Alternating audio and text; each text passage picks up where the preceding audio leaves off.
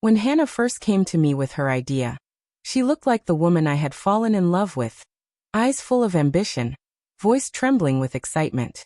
"I want to open my own studio," she said one night over dinner. "I just need a little help to get started. This is my dream, Mark.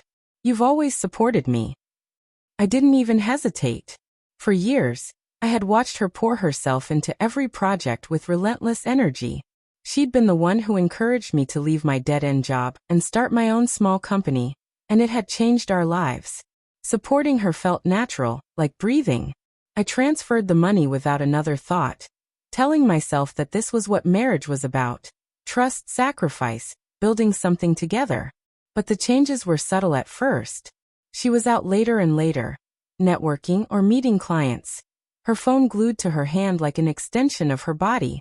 The warm texts she used to send me in the middle of the day became rare, replaced by one-line updates or excuses about being busy. I brushed it off. I told myself that new ventures were stressful, that she needed space, that my job was to keep believing in her.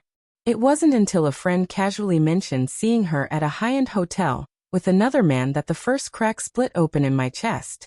He described a tall man with expensive taste, leather shoes, tailored suits, someone who clearly didn't belong to our circle. My friend looked uncomfortable even telling me, as if he was handing me a loaded gun. That night, Hannah came home later than usual. She smelled of a perfume I hadn't bought her, wearing a dress I hadn't seen before. "Rough day?"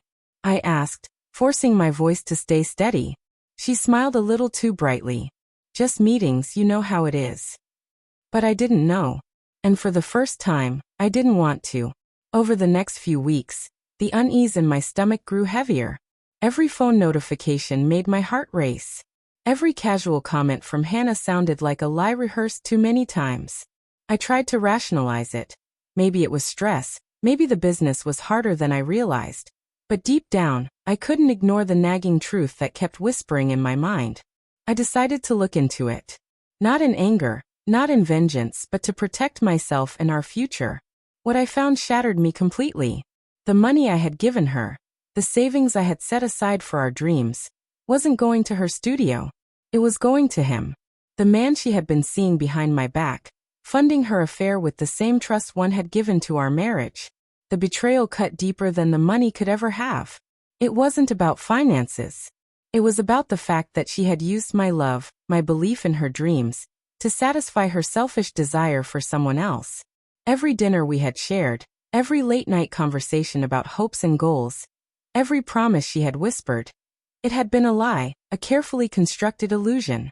I confronted her that night. She didn't deny it at first, just laughed lightly, trying to play it off as though it were trivial, as though I should understand. "Mark, it's not like it means anything. I still love you," she said. But her eyes betrayed her, cold and unapologetic. The warmth, the intimacy, the connection we had built, it was gone, replaced by cunning and deceit. I realized then that this wasn't something I could fix with words, apologies, or more effort. This wasn't a mistake that could be mended. It was a conscious choice she had made, again and again, while keeping me in the dark. The next morning, I packed my essentials. I left the rest behind. The house, the dreams, the life I had fought to build. It wasn't about anger anymore. It was about reclaiming my dignity, taking control of a situation that had been stolen from me. For the first time in weeks, I felt a strange clarity. Betrayal had a way of showing you the truth in a way nothing else could. And the truth was simple. I could no longer be part of her story. Walking out that morning, I felt a mix of grief and relief. The life I had imagined with Hannah was gone, but so was the weight of her deception. I realized that love, no matter how deep, cannot survive one-sided loyalty. Betrayal doesn't just break trust, it breaks the person who gave it freely. I spent the following days gathering myself, reconnecting with friends, and focusing on the life I could rebuild. Every call from her, every message, was ignored. I didn't need explanations, apologies, or excuses. I needed distance. I needed to reclaim the life she had used as a playground for her selfish desires.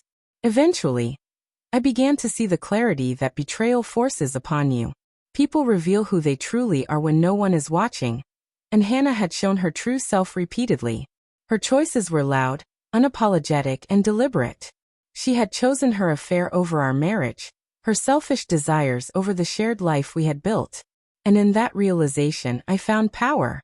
Not in revenge, not in anger, but in the knowledge that I had removed myself from a toxic story. I had preserved my dignity, my integrity, and the possibility of a future where trust would not be a weapon against me. Months later, the wounds had faded, leaving only lessons. I learned that love without respect and honesty is not love, it's an illusion. And I learned to recognize it before it consumes you entirely.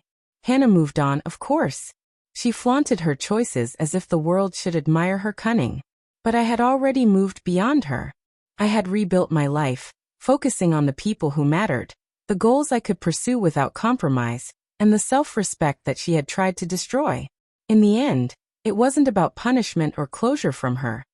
It was about reclaiming my own life. Betrayal had taken her from me, but it hadn't taken me from myself. And that, I realized, was worth far more than any dream she could have funded or destroyed.